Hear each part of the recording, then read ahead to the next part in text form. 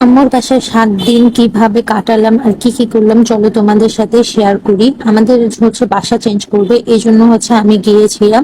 আর যেদিন গিয়েছিলাম সেদিন প্রথমে আমি আমার বইগুলো গুছিয়ে নিলাম। এই বইগুলো ফেলতে বা বেচতে বা কাউকে দিতেও আমার খুবই কষ্ট লাগছিল। আর এই রকম আঁকাআঁকি করার শখ আগে আমার ছিল, এখন যে নাই এমন না, এখনো আছে কিন্তু সময়ের অভাবে করতে পারি না। আর এটা আমার একটা কলেজের প্রসপেক্টাস, এটা পেলাম। তা এটা দেখলাম, এটার ভিতরে যারা ভালো রেজাল্ট করে তাদের নামও আছে, আমার নামও কিন্তু আছে এখানে। যেদিন প্রথম দিন গিয়েছিলাম সেদিন আম্মু আমার পছন্দের মতো সব ইফতারি রেডি করেছিল, আমি যা যা পছন্দ করি এখানে সবই ছিল। আর আমার সবচেয়ে পছন্দের আইটেম ইফতারিতে মাঠা। কাদের কাদের মাঠা পছন্দ অবশ্যই জানাবেন। আমার বোন বলে আমি বলে এক বালতিও খেতে পারি। আর দিল্লির হালিম, দিল্লি জিলাপি, এগুলো আমার খুবই পছন্দ। পুরান ঢাকায় দিল্লি অনেক ফেমাস, আর যারা পুরান ঢাকায় থাকেন তারা জানেন। পরের দিন সকালবেলায় আমাদের খাট খোলার কাজ চলছিল। আর এখানে তোষক উঠালে বাঙালিদের শপিং ব্যাগই পাওয়া যায়, আর কিছু পাওয়া যাক না যায়।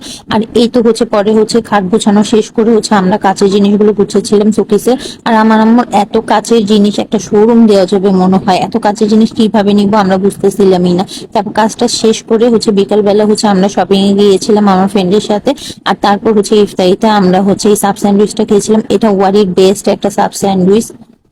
তারপর বের হয়ে আমরা আবার একটু স্যুপ আর অন্থন খেলাম।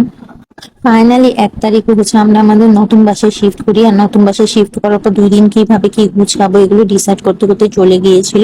আর নতুন বাসায় এটা আমার প্রথম সেহরি ছিল, যেখানে আম্মু আমার পছন্দের আলু ভর্তা এবং ইলিশ মাছ রান্না করেছিল।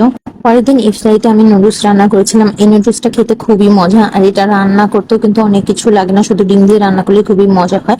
আর ইফতারি শেষ করে আমরা রাতের বেলা 3 বোন মিলে গিয়েছিলাম লায়নে।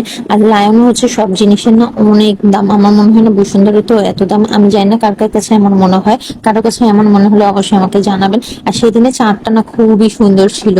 বাসায় আসার পর আম্মু আমাকে খাওয়িয়ে দিচ্ছিল। আর আমি যতদিন ছিলাম প্রতিদিনই আম্মু আমাকে এভাবে খাওয়িয়ে দিত। খাওয়া দাওয়া শেষ করে এটা আমি নামাজ পড়ে নিলাম। নামাজ শেষে আমি একটু স্কিন কেয়ার করবো, যেহেতু এই কয়দিন কাজের প্রেশারে কিছুই করতে পারিনি, চেহারার অবস্থা খুবই বাজে ছিল, তাই ভাবলাম যে একটু স্কিন কেয়ার করে নিই। দেখতে দেখতে কিভাবে যে আমার বাসায় 7 দিন চলে গিয়েছিল টেরই পাইনি। আর আজকে সেই দিন, আমি তারপর বাসায় চলে যাব, আজকে আমাকে নিতে আসবে। আর রোজা রমজান মাসে বাসা চেঞ্জ করা অনেক কঠিন, রোজা রেখে কাজ করা অনেক কষ্ট, অনেক। তারপর আমি গোসল করে নিলাম কাজ শেষ করে। তারপর এখন আমি নামাজ পড়ে নিব। তারপর আমার কিছু কাপড় আছে গুছানোর, সেগুলো আমি গুছিয়ে নিব। আর আজকে চলে যাব দেখে আম্মু আমার পছন্দের সব ইফতারি করেছিল। এখানে আমার পছন্দের মালটা ছিল, ফল ছিল। বাঙ্গি আমি খাই না, বাঙ্গি বাসায় সবার জন্য এনেছিল। আর এই তো হালিম নিয়ে এসেছিলাম আমরা কদমতলি থেকে, এটা খুবই মজা ছিল। আর এইটা মাঠা কদমতলির বেস্ট একটা মাঠা আমি বলতে পারবো, এটা খুবই মজা ছিল।